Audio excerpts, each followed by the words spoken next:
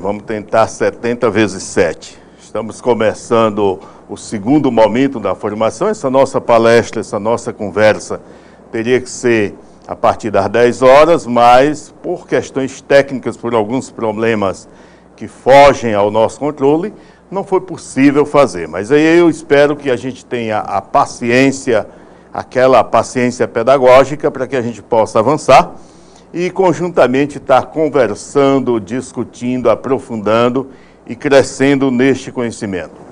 A temática que eu estarei trabalhando, o papel dos gestores escolares na promoção do protagonismo estudantil. E a gente precisa estar se perguntando o que é possível fazer para que a gente possa ter, de fato, um estudante que seja protagonista. Já não é mais possível, dentro desse cenário, dentro desse contexto, que a gente tenha o aluno passivo, que a gente tenha um aluno que não participa, que não discute e que não toma, eu diria, até as rédeas do seu aprendizado, né? As rédeas do seu fazer. Principalmente nós que temos o aluno de ensino médio, né? A maioria das nossas escolas, seja tempo parcial, seja tempo integral, está na modalidade de ensino médio, e isso exige de nós que tenhamos um aluno atuante. Eu espero estar, de certa forma, conversando com vocês, discutindo, amadurecendo essa questão. Brasileira está ligado conosco, Alegrete, né? O pessoal também lá, aqui na Zona Sul de Teresina, passei lá, estava todo mundo ligado. Estava todo mundo ligado, conversando e discutindo a formação da equipe escolar. Eu peço aqui a equipe técnica, quem sabe faz ao vivo, tem problemas, né? Recolhe aqui esse celular porque não deu tempo. A gente está fazendo assim um pouco corrido. Avança bem aqui o primeiro slide. Essa é a temática da nossa apresentação. E em se falando de apresentação, por questões aí iniciais, a gente não teve a possibilidade. Eu sou o professor Sebastião, alguns já me conhecem, inclusive, de outros momentos de formação. Eu estou diretor do Centro de Formação, diretor de formação do Instituto Antonino Freire, e aí, logicamente, que a gente já teve a oportunidade de participar, de estar em outros momentos formativos. Queria agradecer inicialmente essa iniciativa da Secretaria de Estado da Educação, a iniciativa da Unidade de Gestão e Inspeção, a toda a equipe da SEDUC, que, de certa forma, compreendeu a necessidade da formação continuada, seja de gestores, seja de coordenadores pedagógicos, da equipe de apoio escolar e de todos nós. Nesse sentido, vamos ver como que se dá a questão do protagonismo estudantil. Eu trago aqui um material que é já o que existe mais novo nessa discussão, é um material produzido pelo próprio MEC, que faz uma reflexão em cima dessa questão. Eu queria grifar aqui a palavra participação. Essa é uma frase do Roger Hart, é um psicólogo norte-americano, eu tive a preocupação de ver um pouco, e ele aborda basicamente a participação e a valoração do jovem, do estudante, da criança, para que ele de fato seja atuante no seu processo de formação. E a participação, ele diz, é um importante antídoto, é aquilo que é o contrário, aquilo que permite fazer diferente. É um antídoto às práticas tradicionais que corre o risco de deixar a adolescência alienada e exposta a manipulações. Então, quanto mais participação, maior a possibilidade de se contrapor a essas práticas educativas tradicionais. Eu dizia no começo da minha apresentação que não tem mais espaço, não tem espaço para aquela escola que não permite o aluno atuar, né? Nós vamos estar, aqui estão me perguntando, né? Nós vamos estar aqui até 12h30 aproximadamente, vamos tentar avançar o máximo possível. O professor Alberto, que me antecedeu na sua palestra, já fez alguns pontos da discussão que eu farei ao longo dessa caminhada. Consequentemente, a gente vai poder ganhar um tempo nesse processo. Então, até 12h30, acredito que até as escolas já se prepararam, vai ter o almoço na própria escola, e quem sabe até me convidem nesse processo, né? O protagonismo juvenil passa a ser um trabalho em torno de situar o jovem na centralidade da prática educativa. Se você lembrar as discussões aí desde 1932, no documento Os Pioneiros da Educação Nova, eles já falavam de que o aluno é o centro. E essa discussão vem avançando, vem amadurecendo, a gente tem criado espaços de participação, mas que na prática ainda precisa se tornar realidade. Por que que o nosso aluno é o centro da prática educativa e que na maioria das vezes não é sequer chamado para discutir, para participar, para dar sua opinião? De modo que eu só posso ter protagonismo juvenil se eu tiver o jovem como centro da minha ação. Se eu tiver um jovem com participação ativa nesse processo. Nesse sentido, eu fico aqui torcendo para que a gente possa ter esta compreensão. Algumas pessoas, eu cheguei a grifar algumas palavras, entendem protagonismo juvenil como algo absoluto. A coisa do tudo pode e nada é proibido. Não existe isso em lugar nenhum do mundo. Seja na escola, seja no trabalho, seja em qualquer organização, tudo tem regra, tem norma, tem tempo para se fazer. E tem aspectos a serem cumpridos por todos os que participam dessa organização. A escola, o diretor tem suas responsabilidades, o professor também, o aluno da mesma forma, de modo que a gente não pode pensar autonomia irrestrita, seria até loucura imaginar isso. Então, o protagonismo juvenil, ele precisa, em alguns momentos, estabelecer limites, seja para professores, seja para aluno, para que exista uma convivência escolar, sadia, digamos assim. Nesse sentido, a gente precisa estar discutindo coletivamente a questão das normas, das regras, para que a gente possa desenvolver um bom trabalho. Protagonismo juvenil, podemos conceituá-lo como sendo a perspectiva de uma educação integral. Ela precisa desafiar os estudantes. Cada aluno precisa se sentir desafiado para assumir cada vez mais as ações da escola, para que ele possa desenvolver todas as suas competências, seja cognitivas, socioemocionais. Está aí a BNCC, que é objeto da minha próxima discussão, num outro momento. E a BNCC faz muita ênfase à questão das competências socioemocionais, da necessidade da gente compreender esse ser humano na sua integralidade, na sua totalidade. De modo que a escola precisa desenvolver tanto as competências cognitivas, que é do processo de aquisição do conhecimento, quanto as discussões e competências socioemocionais, de ver o ser humano como alguém que tem alegria, tristeza, como alguém que um dia está para cima, outro dia pode não estar De modo que, compreendendo isso, todos nós poderemos atuar na gestão da escola. Se vocês quiserem mandar alguma pergunta, se a discussão estiver muito apressada, aí a gente pode dar uma certa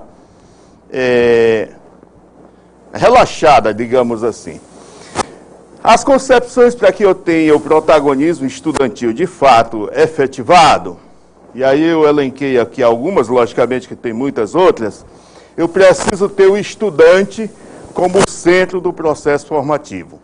Se a gente não tiver o aluno como o foco das ações, e eu digo claramente em todos os espaços, só existe necessidade de diretor, de secretário, de vigia, merendeira, zeladora, qualquer que seja o profissional na escola, se tiver estudante. A escola não existe se não tiver o estudante. Nesse sentido, todos nós, profissionais, estamos a serviço dessa pessoa, desse cidadão que ainda está em processo de formação, mas que precisa ser visto como centro. Para que o aluno seja protagonista, para que o estudante seja protagonista, é preciso reconhecer o seu potencial para aprender. Se a gente não acredita de que o educando é capaz de aprender algo, não vai. Qualquer ação nossa será inócua, será no vazio. A gente precisa compreender que cada ser humano, que o Sr. Alberto já colocava há pouco, é um pequeno universo, é um pequeno espaço a ser explorado. Explorado no sentido bom da palavra, né? Na medida em que a gente precisa compreendê-lo na sua complexidade, mas também na sua totalidade. Para que haja protagonismo juvenil, a gente precisa acolher os interesses. E é interessante nesse momento em que a gente está iniciando o período letivo, que a gente possa fazer uma reunião ampliada com alunados, com os pais, para ver que de fato eles esperam da escola. Quais são os interesses, o que o levou a escolher a escola A ou a escola B, para poder fazer, de fato, para poder participar a partir do seu referencial. Só haverá protagonismo juvenil se a gente chamá-los para ser parte. Há um problema na escola, precisa enfrentar esse problema e a gente precisa compreender que só com a participação de todos é possível a solução do problema. Ou, se com a participação de todos, o enfrentamento fica mais fácil. Aquilo que parecia ser um problema grave, de repente, tem um aluno, tem um professor que contribuiu, que discute, que tem uma experiência já vivenciada. A gente precisa enxergar os jovens como fonte de iniciativa. O jovem precisa ter ação, ele precisa ter a liberdade, que está na questão da opção. E um outro aspecto é a questão da responsabilidade. Não existe ação, opção, compromisso se a gente não tem a responsabilidade de responder a esse desafio. Outro aspecto é que a educação ela não se dá de forma improvisada. A educação, o protagonismo, a participação, ela precisa ser intencional. Nenhum diretor ou diretora de escola vai ser ou vai promover o protagonismo juvenil se alguém baixar um decreto. Essa coisa não se dá. É preciso que ele se convença de que o jovem precisa participar da gestão da escola, do processo educativo, para que ele possa colocar em prática. Daí a necessidade de ter um trabalho intencional e sequencial, né? Na medida em que se estrutura o que vem primeiro, o que vem depois, e nesse sentido a gente tem avançado. A gente precisa de início saber quem são os nossos educandos, né? De onde eles estão vindo. Está chegando a informação aqui, em tempo, graças a Deus, de que a alimentação do checklist, você que está aí com essa atribuição, com essa responsabilidade, a questão da alimentação do checklist no link do Mob Educa-me, tem até o final do dia de hoje. Então, saindo daqui, você suspende o almoço e já cuida dessa questão. Em tempo, hoje ainda, até o final do dia, não é? A alimentação do checklist lá no programa Mob Educa-me. E aí a gente, depois desse comercial, retoma aqui perguntando quais são ou quem são os jovens das camadas populares, que geralmente é o público-alvo das nossas escolas. É alguém que vê na escola pública a possibilidade de ser alguém na vida, não é? Eu estava vendo um material hoje e me disse que estudar, se você é das camadas pobres, negro, marginalizado, estudar ainda é o maior ato de rebeldia contra o sistema. A única opção. Então a escola pública assume esse papel, não é? Os nossos alunos geralmente têm uma autoestima fragilizada. Eles, se você fizer uma pesquisa mesmo empírica, você vai perceber que eles não se atribuem tanto valor. Eles são com uma autoestima muito frágil, muito baixa. Se você perguntar, você quer ser médico, você quer ser advogado, a expectativa ainda é muito pequena, porque a autoimagem dele, ele não se vê sendo protagonista na sociedade. Geralmente é negro, é pobre, ele tem uma visão de ser da periferia, e isso, de certa forma, não eleva a estima. É esse público que chega na nossa escola. Ele tem também muito medo de se expressar. Quando você, na sala de aula, pergunta, me dê a sua opinião, às vezes é a mesma de fulano, é a mesma de cicrano, porque ele tem muito medo de se expor ao ridículo, de sofrer aquilo que nós chamamos de rejeição. Nesse sentido, essa, em linhas gerais, é mais ou menos a caracterização do educando que chega às nossas escolas. É com esse público que a gente trabalha. Eles também têm alguns aspectos, alguns aspectos que são relevantes, que a gente poderia estar... Tá minimizando, mas tudo bem. Tá dando problema aqui porque eu não estou conseguindo... Está aqui minha tá aqui meu marcador. Deixe-me ver. Ainda na caracterização dos nossos educandos, ele tem a música e a dança como forma de expressão. Se você observar, geralmente naqueles momentos festivos na escola, naqueles momentos em que a gente tem gincanas, competições, eles são muito bons nessa questão da dança e da música. Eles têm também uma preocupação com a sua inserção no mercado de trabalho. Ninguém vai para a escola se ele não alimentar a expectativa de melhoria das condições de vida. Mas o nosso estudante, na maioria das vezes, precisa estar um turno na escola e um outro turno no trabalho. Compreendendo este aluno como alguém que está atarefado, é possível que você não cobre muito dele, considerando que às vezes tem uma dupla jornada de trabalho, uma jornada de estudo e uma jornada de trabalho. Os nossos jovens geralmente são muito solidários. Você desenvolve uma campanha para ajudar fulano que está com dificuldade, um momento, uma atividade, um bingo, eles são também muito solidários. Na maioria das vezes, eles não alimentam, eu falava há pouco, aqueles cursos que são mais disputados no vestibular, no Enem da vida, e alguns alunos na escola pública não desenvolvem nenhuma perspectiva de ter sucesso em alguns.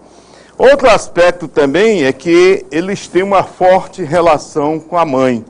Geralmente o pai foi embora, é uma família que ainda não tem uma estrutura suficiente e geralmente a gente faz reunião dos pais, né? A maioria só aparece as mães, porque essa é uma figura central na experiência desse educando. A gente pode estar avançando um pouco mais, perguntando o que pode representar para o jovem ser protagonista.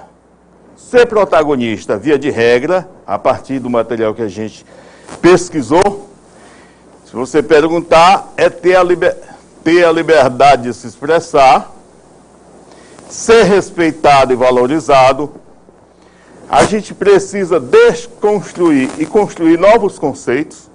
Isso é ser protagonista, porque às vezes alguns conceitos, aqueles que eu falava há pouco, de que não vai a lugar nenhum, que não é possível estar avançando, que não há expectativa, de que não é capaz, esses conceitos precisam ser desconstruídos. E a gente, para que o jovem seja protagonista, precisamos reconstruir ou construir novos conceitos. Ele precisa ter uma participação mais ativa na sociedade, seja lá no meio rural, né, na comunidade em que ele mora, na associação de moradores, seja no grupo de jovens, seja num grupo de solidariedade, seja qualquer atividade, a gente precisa estar motivando esse educando a participar. E nesse sentido ele passa a ser um elemento de mudança no seu meio. Eu não posso nunca sonhar em mudar o meu país, mudar o meu estado, se eu não consigo mudar aquela realidade do meu entorno, lá no meu bairro, lá no meu município. É a partir disso que a gente precisa pensar. E aí, Cabeceira, né, Anísio de Abreu, dizendo, olha, precisamos almoçar. Gente, olha, eu também preciso. Vamos fazer um esforçozinho para que a gente possa avançar? Está pertinho, né? Cabeceira, está tudo certo, vai até que hora? Até 12h30, mais ou menos. Não vos preocupeis. E quanto mais vocês perguntarem qual é o tempo, mais eu perco tempo. Como a escola, né, enquanto instrumento, enquanto espaço de formação, como que a escola existe? E aí a gente sabe que em alguns municípios a escola passa a ser, alguns municípios, algumas localidades, a escola passa a ser o centro, às vezes é o único instrumento da presença do Estado naquele município. A escola serve para a festa das mães, para a reunião de lideranças, para a reunião de associação e tantas outras coisas. De modo que a escola precisa ser vista como espaço de formação de lideranças.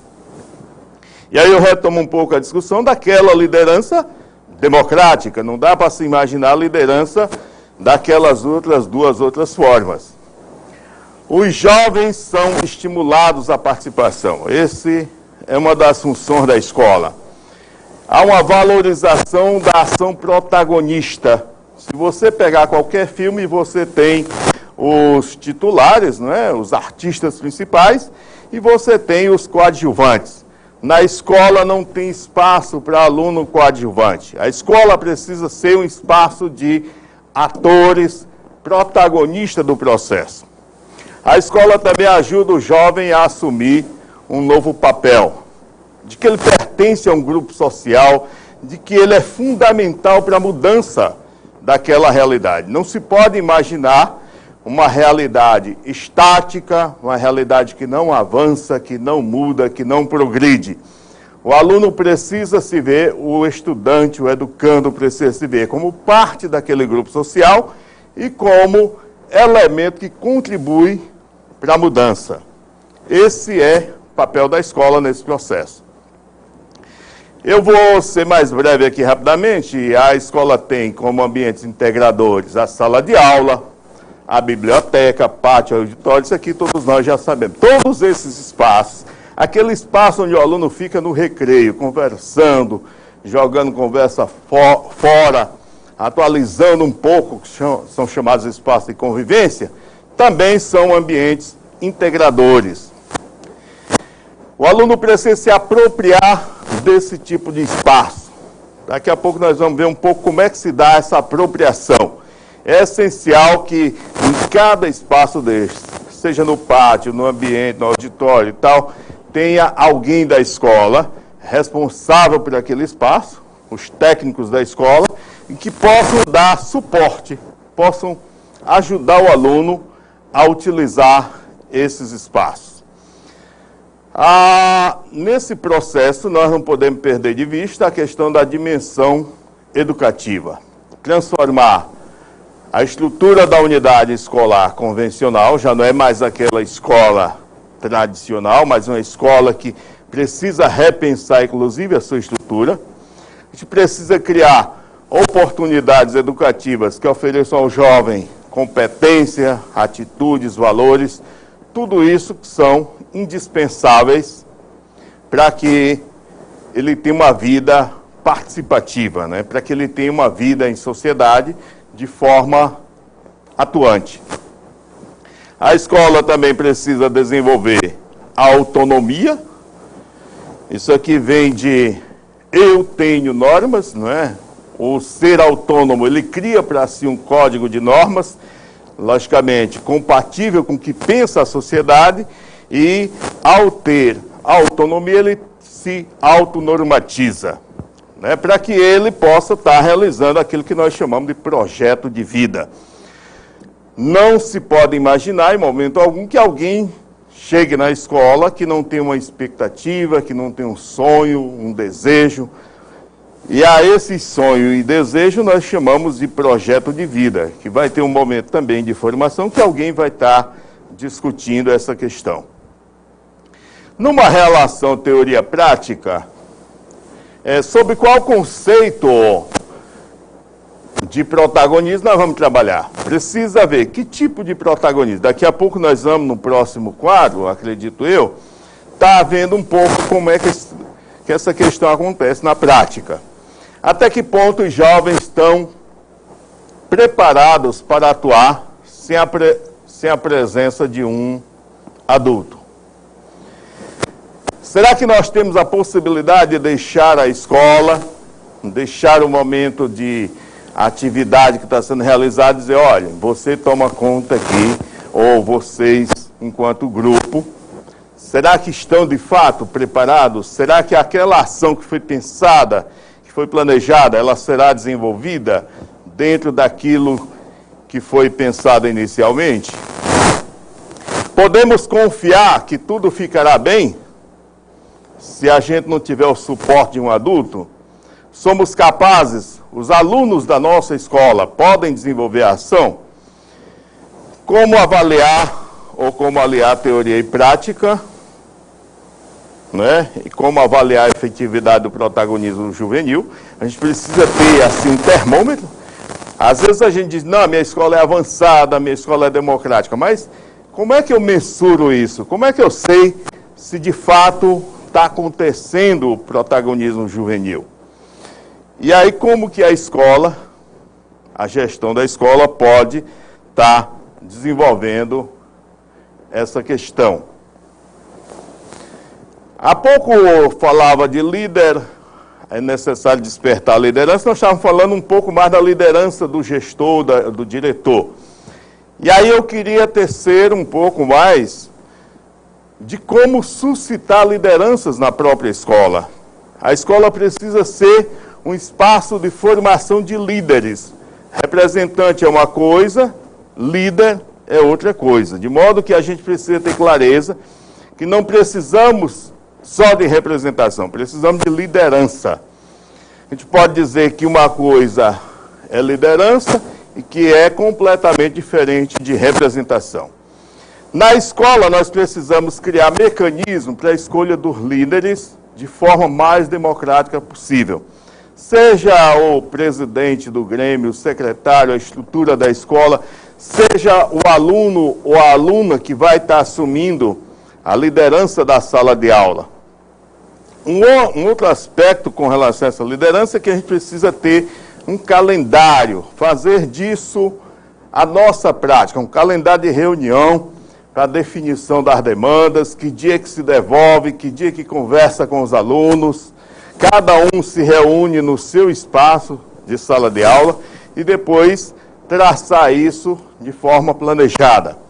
Precisamos estabelecer uma periodicidade, seja um dia, uma semana, um dia para eles conversarem com os alunos, na próxima semana retorna e depois faz o consenso a partir do rodízio.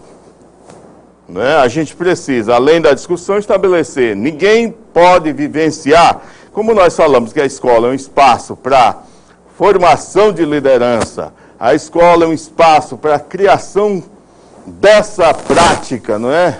Para a vivência dessa prática, nós não podemos deixar que alguém assuma para toda a vida a liderança da sala de aula, a liderança do grupo, a liderança do grêmio. A gente precisa pensar também neste calendário, que nós chamamos de rodízio de liderança. Eu tenho aqui um quadro síntese, que eu diria os diversos tipos de protagonismo juvenil. Se você observar, qualquer que seja a ação que eu for desenvolver, deixa eu ver se é possível aqui, está aqui uma chave, eu tenho as etapas de desenvolvimento de uma ação. Qualquer que seja a ação que eu queira fazer. Num primeiro momento, eu tenho a iniciativa da ação. No segundo momento, eu tenho o planejamento. Depois eu tenho a execução. Eu tenho a avaliação da ação, que é a etapa seguinte. E, por último, eu teria a apropriação dos resultados desta ação. Imagine que vamos fazer uma gincana. Se os alunos não tiverem protagonismo, a sua relação será de dependência. Então, nem o aluno toma a iniciativa, às vezes o diretor ou o educador. Essa iniciativa é unilateral. Se os alunos tiverem uma relação de colaboração, eles vão discutir conjuntamente, assumir ou não a iniciativa da ação, mas ainda é mediana essa participação. Se os alunos tiverem o protagonismo, eles vão ter uma relação de autonomia e vão apresentar. O aluno passa a ser propositivo da ação. Vocês compreenderam bem? Didaticamente, esse quadro ilustra um pouco essa realidade. Eu vou tentar avançar. Então, aqui eu tenho todas as etapas de desenvolvimento da ação, e aqui eu tenho a relação de dependência, a relação de colaboração ou de autonomia. Vejamos aqui no planejamento da ação. Na relação de dependência, o educador planeja sozinho. Na relação de colaboração, há um planejamento em conjunto, o próprio nome já diz. E de autonomia, os jovens planejam sem que o educador, o professor e tal esteja lá, né? Eles têm uma autonomia para sentar, pensar as etapas, desenvolver. Então aqui, didaticamente, depois vocês vão ver como se configura. Esse material vai ficar aí para depois um estudo posterior, mas isso aqui sintetiza exatamente aquilo que nós pensamos. Desde a iniciativa da ação até o planejamento, execução, avaliação da ação e a apropriação dos resultados, você vai tendo níveis diferentes de participação, dependendo da forma.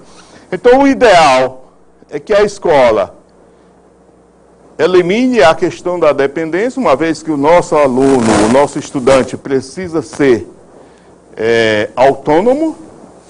A relação de colaboração, ela existe em alguns momentos, mas o grande sonho é que a gente saia da relação de dependência para a relação de autonomia. Nós estamos aqui horas? Vamos ver aqui rapidamente. A educação por projetos possibilita também que o educando tenha, né, essa participação a partir dos seus interesses. Ela possibilita também, ao desenvolver um projeto, que todos eles se comprometam para que a ação seja de fato realizada. Ela possibilita também que todos sejam corresponsáveis com o que acontece na escola e que todos possam estar propondo soluções que transformem. A pedagogia de projeto possibilita, acima de tudo, que o educando, que o aluno, que o estudante seja o protagonista da ação. Você imagina uma aula passeio. Você senta, elabora, distribui responsabilidades, compromissos, e que cada um se sente corresponsável para que a ação seja realizada a contento. Logicamente que a gente precisa estar desenvolvendo novas metodologias no espaço da sala de aula ou fora dele. A educação do por projetos ainda possibilita que os alunos planejem para alcançar os resultados, para que eles personalizem o seu percurso na escola. Quer dizer, eu começo hoje, daqui a 6 meses, como é que eu vou estar daqui até o final do ano, como é que vai ser possível fazer de forma diferente, e como eu me vejo, inclusive, saindo da escola. Porque, assim, tem aluno que, às vezes, gosta tanto da escola que fica até reprovado para não sair da escola. Os alunos precisam, nessa educação por projeto, aprender a negociar interesses e pontos de vista. Negociar no sentido mais amplo da palavra, no sentido de assumir a corresponsabilidade do projeto. Dizer, olha, eu faço isso, a tua responsabilidade de desenvolver é esse outro aspecto, e de modo que, se não der certo, a gente pode estar repensando, negociando o ponto de vista, negociando a própria responsabilidade e atribuição. Ela possibilita que os alunos aprendam a lidar com erros e acertos. Hoje é um negócio muito grave na sociedade, porque nós criamos uma geração de alunos, de pessoas mimadas, que não estão acostumadas com o erro, com a perda. Basta perder a namoradinha que já pensa em suicídio. Isso é parte do processo, né? O erro, o acerto, a perca, a experiência de ganhar, tudo isso soma como experiência. Eu diria até que Roberto Carlos tem razão quando diz que o importante é que emoções eu vivi, né? Vamos lembrar aqui, para quem não escutou ainda, não é? A alimentação hoje do checklist, é até um crime falar a palavra alimentação no horário desse, mas a alimentação do checklist, hoje no link do Mob Educa-me, vai até o final do dia, de modo que quem não fez ainda vai fazer. Em se falando de alimentação, daqui a pouco a gente vai poder experimentar. Não seria possível, por ser um arquivo muito grande, deixe o material na plataforma. Sim, vai ficar sim na plataforma. Eu queria lembrar a você que ainda a educação por projetos possibilita ao educando experiências significativas. Nenhum de nós esqueceu uma atividade no laboratório, foi feita lá ainda na primeira ou na segunda infância. Nenhum de nós esqueceu a aula passeio, porque todos deixaram em nós experiências significativas. Todos possibilitaram-nos algo diferente no cotidiano da nossa vida escolar. Aqui não precisa nem dizer que, para que eu tenha de fato um protagonismo, eu preciso ter um planejamento integrado. Professores das várias áreas do conhecimento, professores de várias disciplinas, precisam estar pensando isso, como integrar os componentes curriculares, como que eu posso estimular mais prática na nossa aula, como que eu posso estar desenvolvendo um software, né? Como que eu posso estar usando hoje o WhatsApp enquanto instrumento também de formação. Hoje o Mob Educa-me está fazendo isso com muita maestria, trazendo a tecnologia para o espaço da sala de aula. E nós, professores, não precisamos ter medo ou imaginar que estamos perdendo espaço. O grande desafio é que nós, professores, nos atualizemos, né? Que a gente possa, de fato, também ser protagonista nesse processo da informática, da cibernética. Nós precisamos desenvolver no educando o interesse e o comprometimento com o aprendizado. As nossas aulas precisam ser prazerosas, as nossas aulas precisam ser mais envolventes do que as mídias sociais, ou que precisam estar estimulando até o uso desses elementos. Sob pena da gente não ter uma aula muito boa. Até imagino que no avançar da hora aqui, muitos de vocês já estão indo embora, muitos de vocês já até deixaram de participar, porque, logicamente, o almoço talvez seja algo mais motivador, que desperte mais interesse. Mas aqui, rapidamente, a gente pode elencar algumas atitudes que comprometem o protagonismo juvenil. É aquilo que atrapalha. Todas as vezes que eu tomar decisões sem consultar o corpo discente, sem consultar o alunado, essa decisão corre o risco de não ser efetivada. Essa discussão corre o risco de não ser assumida. Então, até mesmo aquele contrato didático, até mesmo as normas da escola, aquilo que nós chamamos de regimento interno da escola, ele precisa ser discutido com o corpo discente, para que ele se sinta representado, para que ele se sinta parte do processo. Se a gente, desculpem, se a gente envolver os jovens apenas na operacionalização, vocês viram há pouco no quadro, na lâmina anterior, que ele precisa participar desde a tomada da iniciativa, o planejamento. Se a gente envolve ele apenas na operacionalização, ele passa a ser tarefeiro, ele passa a ser um cumpridor de atividades, de atribuições e sequer se sente motivado. Uma outra coisa que compromete é você promete e não cumpre. De repente, você, enquanto gestor da escola, você, enquanto professor, fez um acordo com os seus educandos, com os seus alunos, e de repente não cumpre. E aí, seja compromisso com horário, seja compromisso firmado com a questão da nota, com a discussão, com a recuperação, se você não cumprir o compromisso, você deixa ele também com a liberdade de não cumprir os acordos firmados.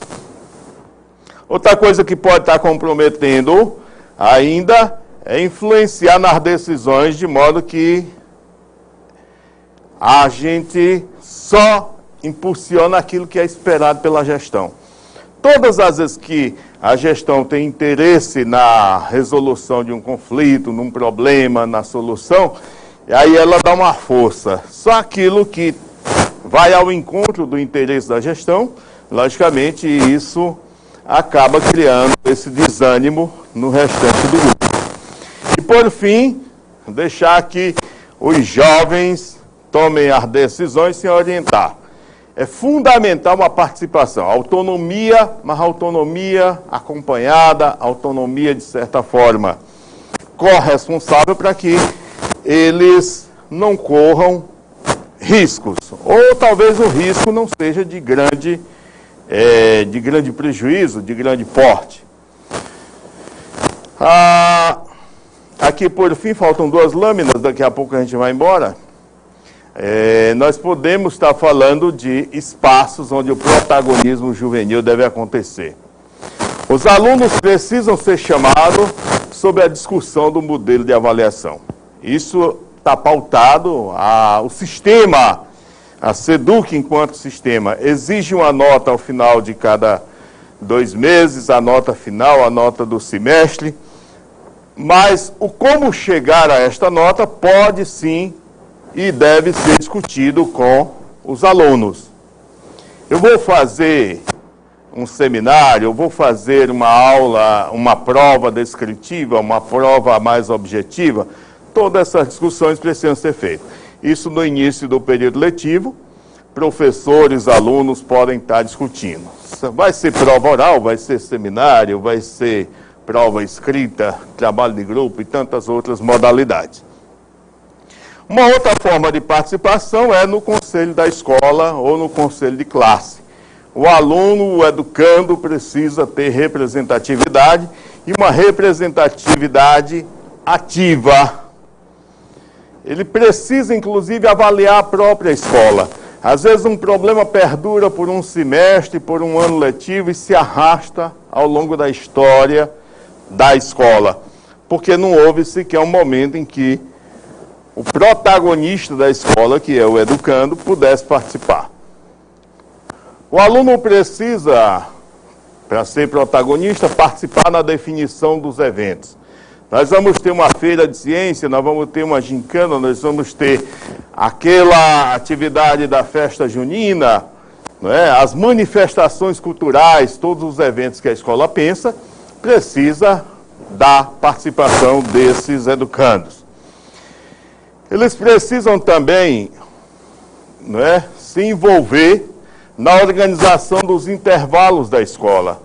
Alguém pode levar um violão, alguém pode estar lá com o seu celular, alguém pode definir qual a música que vai tocar no intervalo. Tudo isso são formas de participação efetiva. Até a organização da fila da merenda escolar. Como que vai ser coordenada essa fila? Primeiro vem os menores, depois vem os maiores. Como é que se dá isso na prática? Se ele participa também desse momento. Há pouco o professor Alberto falava dos recursos da escola que são mínimos, são pagos, mas mesmo esses recursos mínimos é possível que os alunos possam dar opinião.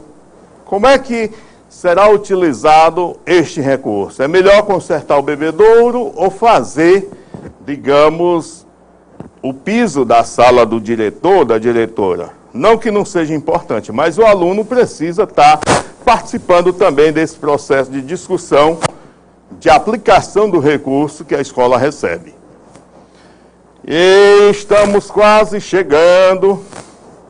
Precisamos envolver aqui os alunos na avaliação do bimestre ou do trimestre, como que a escola seja organizada, de modo que ele possa ter uma visão e aperfeiçoar aquilo que a escola precisa dar uma melhorada. Nós precisamos também, nesse processo, envolver todos os líderes na discussão das regras para a utilização dos espaços.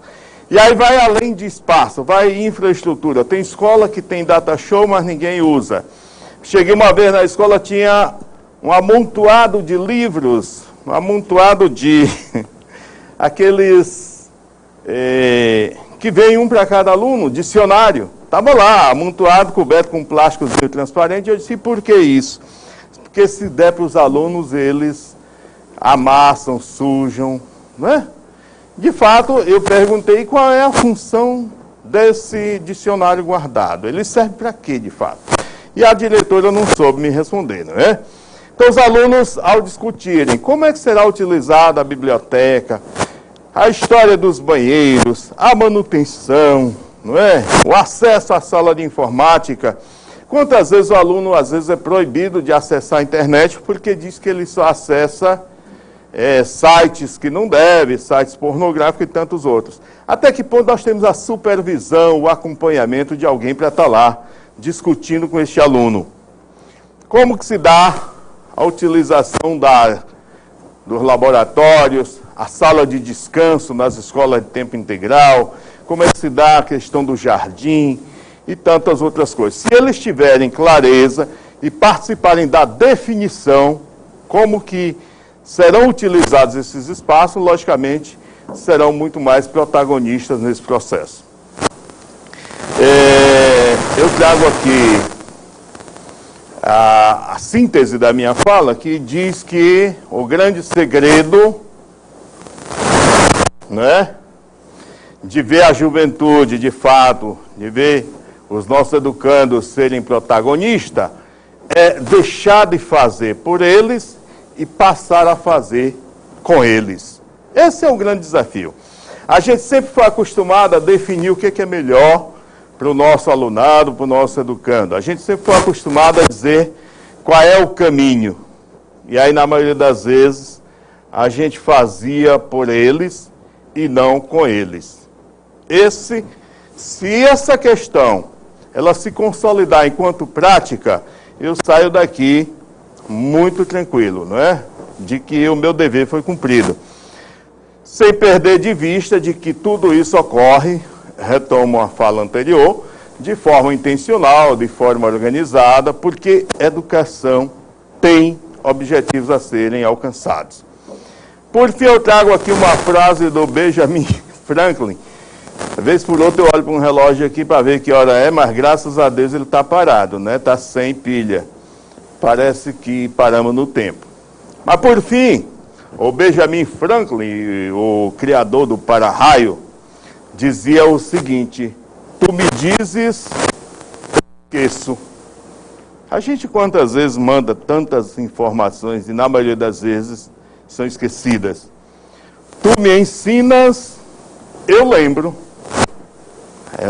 Às vezes a gente só consegue captar, guardar para si 10 a 15% daquilo que foi dito, que foi ensinado.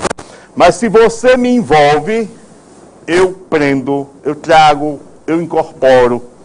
De modo que Benjamin Franklin já tinha essa visão da escola inclusiva, da escola que faz o educando ser protagonista, da escola que de fato constrói cidadania. Esse é o grande desafio. Queria agradecer a todos vocês que pacientemente esperaram até agora. Espero que a gente possa estar discutindo até mesmo pelo chat, se tiver por algum outro momento, aprofundando alguma dúvida que porventura tenha acontecido. Mandando aqui um abraço da 19ª GRE, que está todo mundo ligado. Um abraço também. Às 14 horas a gente retorna. E queria agradecer mais uma vez a oportunidade de ter estado com vocês. Na quarta-feira, se não me falha a memória, nós vamos estar discutindo aqui, com fé em Deus, com mais tempo, com mais possibilidade de aprofundamento, as 10 competências gerais da Base Nacional Curricular Comum. Um abraço, bom apetite. Chegando em tempo aqui, uma informação. Muito bem. Pegando aqui o meu enxergante, daqui a pouco, às 14 horas, nós temos clima escolar, da cultura do conflito à cultura de paz. Esse tema será proferido pelo professor Dr. Fausto Negreiro, que é da Universidade Federal do Piauí, professora mestre também da UFP Carolina. Às 16 horas, nós temos o tema 4, estratégias exitosas na mediação de conflitos. Será uma palestra da professora Jaqueline Marinho, né, de Buriti dos Montes. Né, pessoal ligado com a gente lá em Buriti dos Montes, aquele abraço. De modo que todos nós estamos convidados para as 2 palestras da tarde, que começam às 14 horas. Isso, daqui a pouco saem os encaminhamentos para as escolas. Um abraço a todos nós. Nesse momento, desliga o link e sai do ar. Vamos ter os créditos, aquele negócio lá.